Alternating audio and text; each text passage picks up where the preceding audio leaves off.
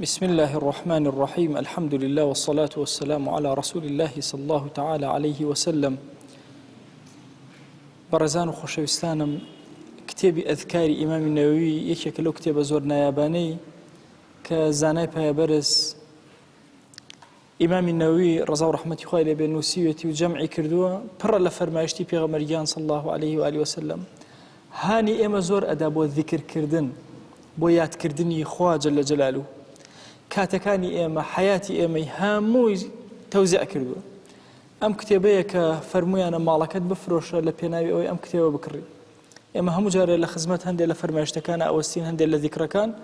گەیشتوێتە ذیکری بەیانیان و ئێواران کە هەندێک لە ذیکرەکانمان باس کردووە، هەندێکی تری باسەکەین ئەمڕۆ. ئەفەرمێ لە ڕیوایەتێکە هاتووە کە پێغەمبەرگیان صلی الله عليه و آله وسلم ئەی فەرموو هەر کەسێ بەیانی بکاتەوە بڵێ لا إله إلا الله وحده لا شريك له له الملك وله الحمد وهو على كل شيء قدير. هەر کەس بەیانی کاتەوە بڵێ هیچ پەروەردگارێک نییە بۆ پەرستن إلا ذاتی الله نەبێ جل جلاله وحده لا شريك له، ئەو بەتەنها و هیچ شەریکێکی نییە. له الملك هەرچی مڵکە هی ئەوە، له الحمد هەرچی سوپاسە هی ئەوە، وهو على كل شيء قدير، أو دەسەڵاتدار و بەتوانایە بەسەر هەموو شتێکە. ئەفەرمێ ئەم کەسەی کە ئەمە ئەڵێت كان له عدل رقبة من ولد إسماعيل عليه السلام، كأنما عبدك لعبدكان لأولاد إسماعيل أم آزادي كردو.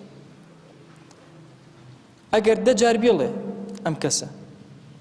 ئەگەر یەک جار بێڵێ ئەوە یەک کەسی ئازاد کردووە، دە جار بێڵێ دە کەس سەدی ئازاد کردووە.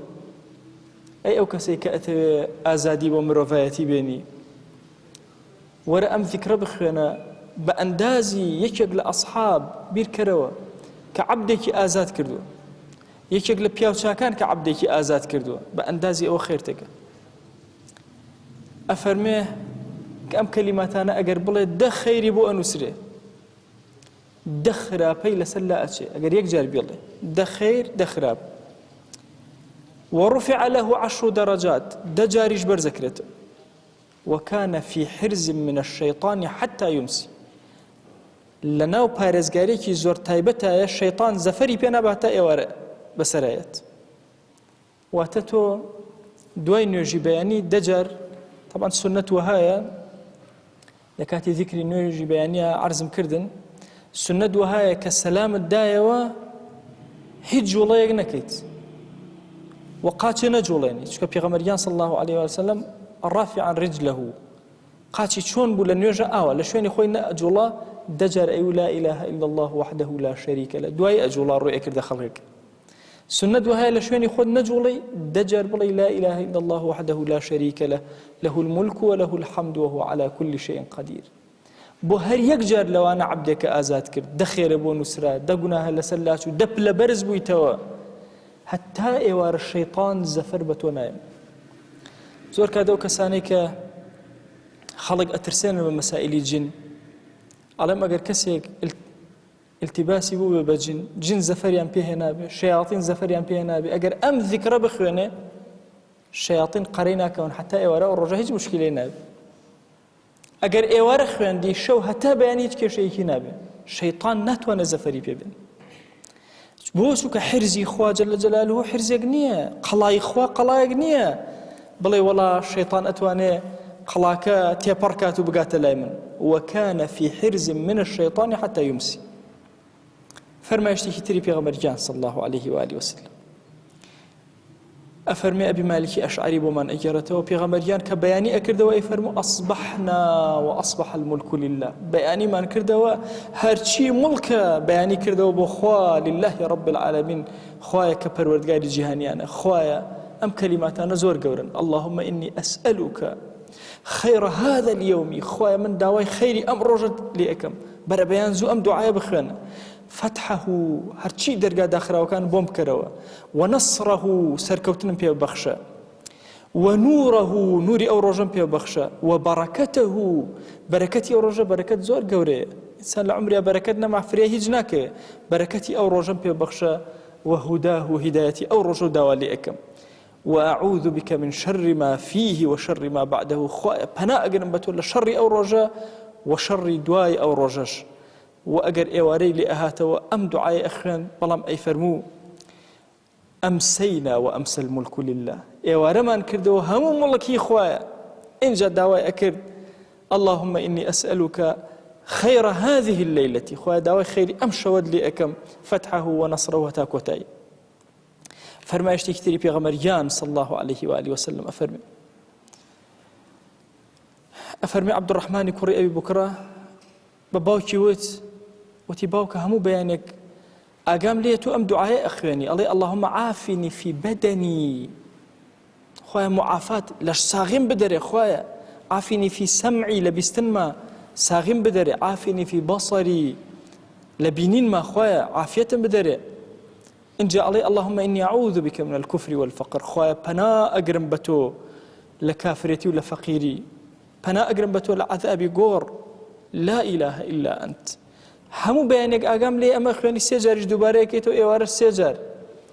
فرمي الرولا جوم لي بو بيغمريان صلى الله عليه وآله وسلم أوي خوندو همو إيواريك وهمو بيانيك بوي حزكم وكو بيغمريان بكم صلى الله عليه وآله وسلم طبعا مسألة سمع وبصر زور قوري للإنسان مقر كسي لدسي بدا إن جاء أزاني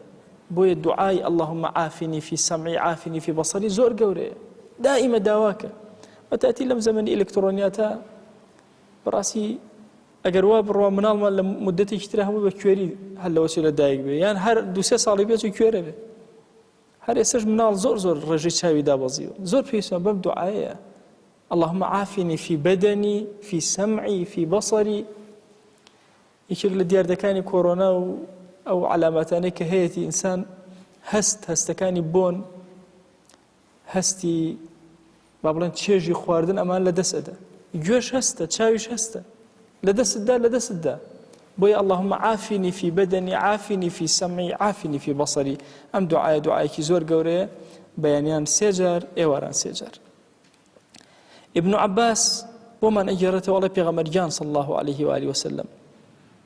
همو بيانيك أم آياتي إخوان أي فرمو فسبحان الله حين تمسون وحين تصبحون باكو بيقردي بو خوايك جل جلاله كاتي كبر بيان أكن وكاتي إيوارتان بسردادي له الحمد في السماوات والأرض حمد بو خوايا جل جلاله حمدك أسمان زوي هموي أو إلى أسمان زوية حمدك وعشيا بشوى وحين تظهرون لكاتي نيورويا همو كاتك خوايك أو اندد صلاتي هبي يخرج الحي من الميت ويخرج الميت من الحي ويحيي الأرض بعد موتها لكسي مردو كسي زندو دروسك لزندو مردو دروسك زوي لدواي مردني وتواو نماني كأسيتر ورده زوي نامنه كاتي زاني بهار همو زندو أكاتو وكذلك تخرجون لدواي أم آخرة فرمي إيوش أعوى زندو ابنه وكو بهار شون زوي هار هموي زرد بو وشك بو تو كان همو ورينا وناو زوي بهار جاري كتدسيان بيكردو زندو بنو وكذلك تخرجون أفرمي بيغمرجان صلى الله عليه وآله وسلم فرميتي ابن عباس فرمي هر كسيك أم آيات بخواني فقد أدرك ما فاته من يومه ذلك هر كسيك أمي خوانت أم آيات لو رجاء هر كمو كوريكي بلا عبادته هر همو أقريته أقر إيوار خواندي للشوا هر جورة هلو كمو كوريكي بلا شوا هر همو كنترول أكاته وجاري كتر همو يكو أكاته هر خللك لعبداتي كان بأما همو يبو توكما أكا فقد أدرك ما فاته من يومه أو من ليلته أم ذكرانا زور قورا إنسان مسلمان ضلي خوي بي آودان كاتو بيغمرجان صلى الله عليه وآله وسلم أفرمي بيكي لخيزانا كاني بيانيت كردو بالله سبحان الله وبحمده لا قوة إلا بالله ما شاء الله كان وما لم يشاء لم يكن بله سبحان الله وبحمده باكو بيقردي بو أو سباس وستايج بو أو لا قوة إلا بالله هيج هيزقني إلا بخوا ونبي هرچی بيوي أيكا هرچی بيوي لمودوا هرچی بيوي كردويتي هرچی نوي بهيشتك ناكري أعلم أن الله على كل شيء قدير بوست اللي بل أعلم يقينم هيا كخوي جورد صلاتي بسر هموشتك هيا وأن الله قد أحاط بكل شيء علما زانستي بسر هموشتك إحاطيه وبالي كيشاوة أفرمي هر كسيك بياني بخواني هتا إيوار بارزراوة أجر إيوار خوان هتا بياني بارزراوة عينا بهما شواز أو كساني توشي وسواسي جن أبن أم دعاء بخوانا شو بخوانا هتا بياني تو بارزراوي بحفظ إلهي لما لك هتا بخوانا بارزراوة أبي لغرفك إخوة بخوانا بارزراوة أبي إيوار خواندت بارزراوي بياني خواندت بارزراوي حفظي خوايش حفظك زوزو تايبتك إنسان لنا أو حفظي خوايا بإتل هيشتك ناترسي أزاني هموشتك كالجياني أقوزري بحفظ بالرعاية خوايا بجل جلاله بيغمر جان صلى الله عليه وآله وسلم كوتا فرماج لخزبتانا شوانا ومزقوتا وبيائكي بيني لأنصار لسولشيكي مزقوتا دانش تبو غنبار زور غنبار أم فرماجتي بيغمر جان صلى الله عليه وآله وسلم مجدئكي زور قوري لایەک پێمان ئەڵێ ئەو کەسانەی کە غەمبار بوون بە پەنا بەرنە بەر مزگەوت لە سوچێکی مزگەوتە دانیشن ئەفەرمێ پیاوێ لە ئەنسار پێ ئەوترا ئەبوو ئومامە لە سوچێکی مزگەوتە دانیشت و زۆر بێتاقەت بوو پێغەمبەرگیان صلی الله عليه وآله وسلم نزیکی بوویە و فەرمووی یا ئەبا ئومامە هۆ ئەبا ئومامە ما لي أراك جالسا في المسجد في غير وقت الصلاة ئەیزانی غەمبارە ویست بیدوێنێ کاتی نوێژ نییە و ئەدبێم لە نوێژ لە مزگەوتە دانیشتووی فرموي هموم لزمتني وديون بيغمريان صلى الله عليه وآله وسلم دنياي هم غم سردلي داقرتوم قرزكي زور دوري قرتوم فرموي خوشوي سروي تيكلو فرموي ألا أعلمك كلاما في رقسيك نكم إذا قلته أذهب الله همك وقضى عنك دينك هر أو كلمات أنا فير بوبيان لي همك لسردل نامين أرواح وخواي قورا خوي قرزكت بو أداته على أميش بدليك زو خوشو فرم بلى يا رسول الله صلى الله عليه وسلم صلى الله عليه وآله وسلم بلى أي بيغمبر جان صلى الله عليه وآله وسلم فرموي بياني إيوار بلى اللهم إني أعوذ بك من الهم والحزن خواي بنا أقرم بتو لهم وغفتو غنباري طبعا هم وحزن حزن بوشتك كلا دس الدرجوة هم بوشتك كلا مودوده جاري إنسان مشي مشوشة به أخو أبي الدنيا تشيله أبي منالم تشيله أبي دور برم تشيله أبي توشي سنة خوشة أبي عاقبتي من تشيله أبي لبيريا تشيله أبي بلى اللهم إني أعوذ بك من الهم والحزن دعاء بلى اللهم إني أعوذ بك من العجز والكسل طبعا عجز وكسل أي عين دوشته عاجزي إنسان لا شو جسته جاري وای عاجزه بیا او سجده جوانه اسه بردو ته دوای نتوانی بی عاجزه بی نخوشه که کسلش تمله بی تمل کسل معنویه عجز مادیه خواه پناه اگرم بتو لبیتوانایی مادی لبیتوانایی معنوی واعوذ بك من الجبن والبخل خواه پناه اگرم بتو لترسنوکی و لبخیلی طبعا انسان ترسنوکی تنها لمالا نیه لهموش تکی ترابی و ترسنوکی ترسنوکی لمالا پیوته بخیلی اگه ترسای ندبخشی پیدوتره بخیل ترسای و ندبخشی پیدوتره بخیل لهر شیکتره ترسای هر پیوته ترسی اعتیادی ترس زور خطره لسر حیاتی انسان پنای پی بگره وأعوذ بك من غلبة الدين خواه پنا اگرم بتو لوی که قرض کان ظالبن بسر ما پنا بگره بخواه عظیم فتاح وقهر الرجال خواه پنا اگرم بتو لەوەی کە لە بەردەم پیاوەکانە زەلیل ببم بکەوم لە بەردەم خەڵک طبعا ئینسان کاتێک کە قەرزار ئەبێت یەکێک لەو شتانەی کە زۆر تەنگەتاوی ئەکا ئەوەیە کە قەرزارەکان داوای قەرزی لێ ئەکەن ئەفەرمێیەکێ لە پیاوچاکان ڕۆژێک هاتە ناو مزگەوتەوە ڕۆژی جومعە بوو هەڵسان نوێژەکەی نەکرد ڕۆشت ئەڵێ نەفەرێک زۆر سەری سوڕما ئەو پیاوە ساڵحە هاتە ناو مزگەوت بۆ نوێژی نەکرد ڕۆشت ئەڵە چوو بە دوایە دۆزیەوەتی تو ئەو خوا ئەکەم بە شاهید بەسەرتەوە بۆ نوێژەکەت نەکرد فەرزە لە سەرمان تی وەڵڵاهی قەرزاری کەسێک بووم خاوەن قەرزەکە لێوێ بوو وەڵڵاهی نەمتوانی لێ دانیش مەجبور بووم مزگەوت بەجێ بێڵم فەرمووی قەرزەکەت هەمووی درایەوە بگەڕێەوە ناو مزگەوت تەسەوور کە قەرزاری ئەوەندە ناڕەحەت پیاو باشێکی گەورە لە مزگەوتا بکاتە دەرەوە لفرز دوري خاتو بس بوي عبد النبي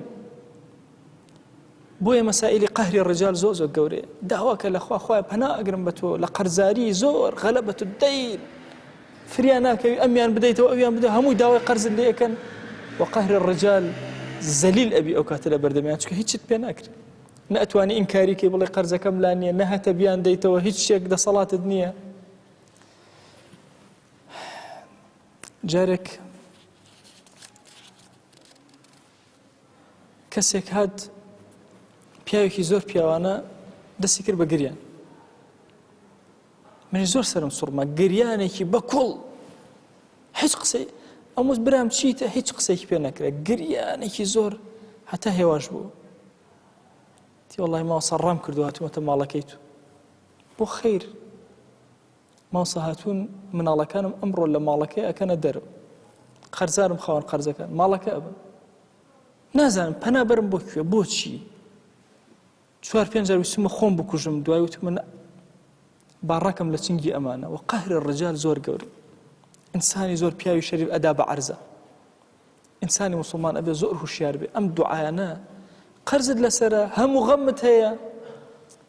لە خزمەت ئەم فەرمایشتەی پێغەمبەرگیانە بە صلی الله عليه و وسلم هەموو غەم قەرز هیچی نامێنە لەسەرت وتەی پێغەمبەرە صلی الله عليه و آله وسلم یەقینە هەبێ بە خۆشەویستمان وتەی ئەو ڕەتبوونەوەی نییە والله هەی قەرزار والله هەی ئەو کەسێک کە مەغمومی ئەم ذیکرەی پێغەمبەری خوا صلی الله عليه و آله وسلم بەیانیان و ئێواران بخوێنە دڵنیابە لەوەی کە دەرگاکانی خەیر بەسەرتە ئەکرێتەوە خوا دەروی خێر لێ ئەکاتەوە قەرزت بۆ ئەداتەوە وەخوا جەل جەلالوه هەموو غەمێکە لەسەر دڵتە لای ئەبە خوای گیان داوا لێ ئەەکەین نوری ئەم کەلیماتانەی پێغەمبەری خوا صلی الله عليه و آله وسلم بکەرە چرای ڕۆشنی ئێرەمان بیکەرە چرای ڕۆشنی ناوگۆڕمان خوای ئەم کەلیماتانەی پێغەمبەرگیان صلی الله عليه و آله وسلم کە باسمان کرد و گوێمان لێگرت خوای داوا لێ ئەەکەین بیکەرە چرایەکی ڕۆشن لە قیامەتەوە بیکەرە شەفاعەتکارمان یا رب العالمین یا ربی خوای داوا لێ ئەەکەین بە لطفی خۆت بە گەورەی خۆت بە ڕەحمەتی خۆت بە زەی و کەڕەمی خۆت بەسەرمانە ببارێنە یا ربی خوایە ئیمامی نەووی پلە باڵاتر کە یا رب العالمین ئێمە لە بەهەشتا بە خزمەتی ئەم پیاوە گەورە بگەێنە یا ئەکرەم الأکرەمین وصلى الله على سيدنا محمد وعلى آله وصحبه وسلم تسليما كثيرا أبدا إلى يوم الدين